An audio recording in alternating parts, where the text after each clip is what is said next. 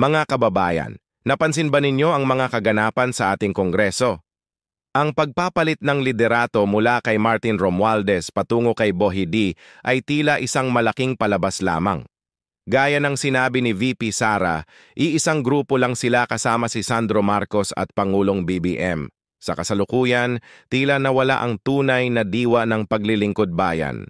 Ang nakikita natin ay paulit-ulit na politikal na drama at mga desisyong nakabatay sa pansariling interes.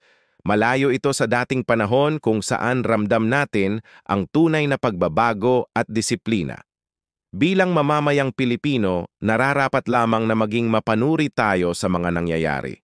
Hindi sapat ang pagpapalit ng mukha kung ang sistema ay nananatiling hindi nagbabago. Kailangan natin ng tunay na reforma at tapat na paglilingkod.